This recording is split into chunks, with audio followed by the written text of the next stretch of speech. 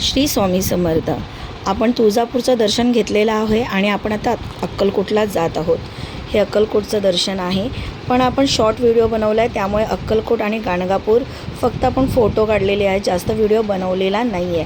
कारण ह्यापूर्वी माझा अक्कलकोटचा पूर्ण व्हिडिओ आहे, तो तुम्ही बघू शकता. तर आपण आता इकडे आलेलो आहोत. चोळप्पा महाराज जे आहेत त्यांच्या समाधीच्या इकडे आलेलो आणि इकडे स्वामींची समाधी आहे.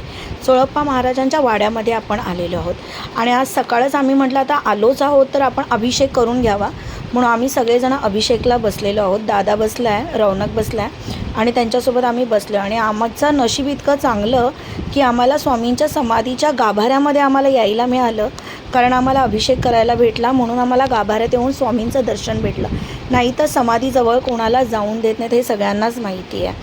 तर त्यामुळे आम्ही समाधीपर्यंत पोचलो, समाधीचं दर्शन घेतलं. आणि हो, पण तुम्ही जर कधी समाधीजवळ जाणार असाल तर तुम्ही जीन्स घालू नका, कारण आमच्या त्रिशाला परत पाठवलं, मग आम्ही लेगिन्स घालून तिला घेऊन आलो, कारण स्वामींची समाधी आहे त्यामुळे तिथे आपल्याला जीन्स अलाव नाही आहे. आणि तुम्हाला व्यवस्थित दर्शन हवं आहे तर तुम्ही ह्या सगळ्या गोष्टी पाळल्या पाहिजेत. आता तिथे एक अंजू महाराज म्हणून आहे, त्यांनी आपल्याला सगळी माहिती दिली आहे, तर आपण ती पुढे बघूया.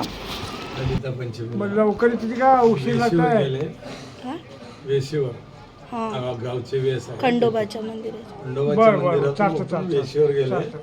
एक मुसलमान त्यांची चेष्टा केला, आम्ही ना हुका पाजवला रेखा आतमध्ये, त्यातून त्यांनी ज्वाळा धूर अग्नी काढून दाखवले. त्यावेळे माफी मागून त्या मुसलमानाने घातलेला तो अंगार काय. अच्छा.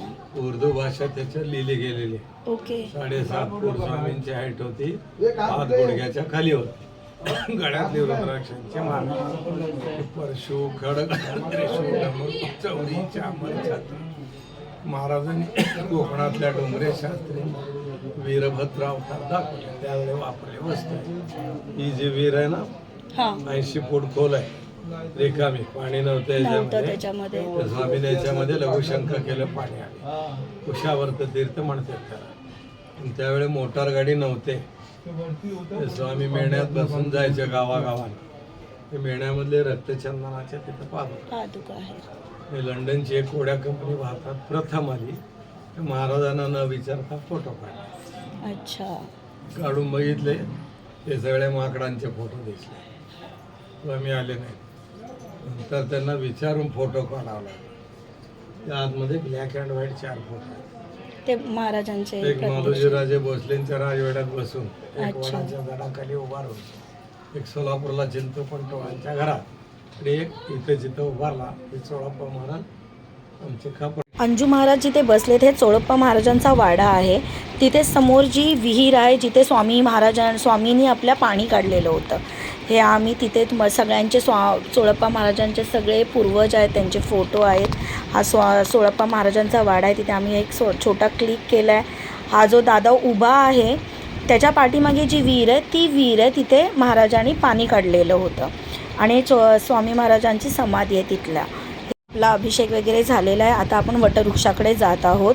आपण वटवृक्षाकडे जाऊन महाराजांचं मेन दर्शन घेत आहोत, जिथे सगळेजण जातात. हे महाराजांचं वटवृक्षाचं इथलं मंदिर आहे आणि हे आपले महाराज आहेत, ते आपल्याला हात दाखवत आहेत. आणि आमचं दर्शन इतकं छान झालं, ते फक्त हे महेश इंगळे जे साहेब आहेत, ट्रस्टी आहेत, ते मी ओळखीने गेले त्यांच्याकडून.